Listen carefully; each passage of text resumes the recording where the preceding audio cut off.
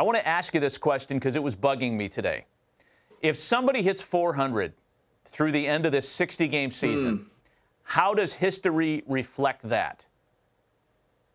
They win the batting title. You know, they'll probably want to put an asterisk on it, but it is a shortened season. I want to put an asterisk by it. I asked you a leading question because I'm telling you, I'm worried about it. Somebody's going to get blistering hot, and somebody might make a run at 400. And let me tell you, it's an amazing accomplishment during a 60-game stretch. Period. Should not be discredited.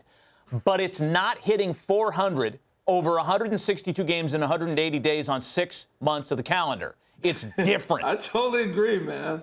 I agree. Hey, look, I had some pretty good 60-game stretches, and you can do some amazing things over 60 games. It's the length of the schedule that really tells you. I go back and look at these 2 years. 88 was an all-star year. 91 was even better. With a 60-game stretch, that's not bad, man. You come out the gate, you're feeling pretty good, and you ride that out. 60 games, you can become a pretty impact player.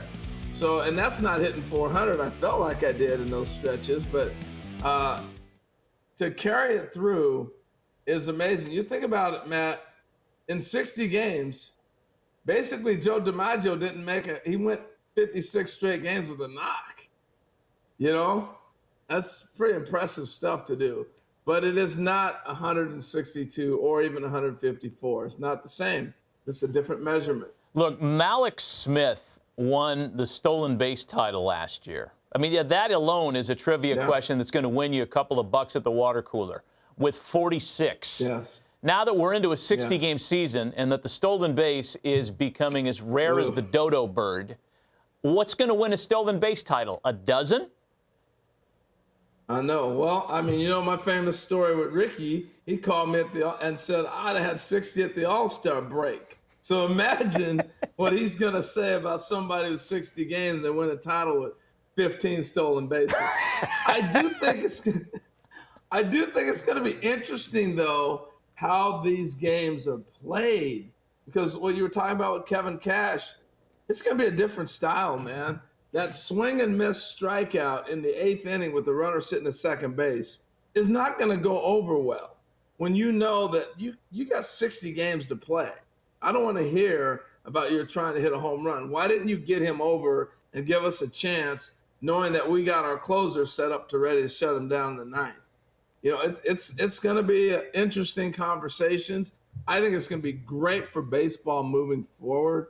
It's going to be fun to watch, and it's going to be how we evaluate it moving forward will be a lot to do with these 60 games. I'll give you a betting prop right now. How many players are in the big leagues? 750 in regular rosters, regular time. So of the 750 supposed opening day players, if there was a normal season this year, how many of those guys do you think spent the pandemic working on bunting? Over, under 3.5. 3.5 is my over, under. I mean, yeah, no. I would say that the usual suspects, and even they weren't bunting. They were swinging away.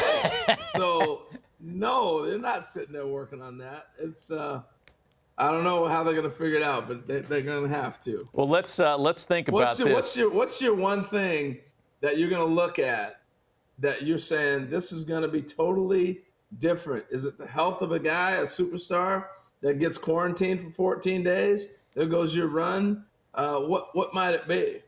I mean, the one thing that's going to pop out at me is how do players celebrate a big moment and still respect social distancing and not touching and high-fiving and backslapping and all that stuff? Like somebody in a clubhouse or a dugout, maybe it's Bregman, you know, he's a pretty creative guy. Somebody's going to have to think of a new thing, right? Everybody's got like the thing when they get to second base and and this and that, all those little things they do. Somebody's going to have to devise a new thing where no one touches each other and it's still a celebration. Anyway, that's the last thing we have to worry about.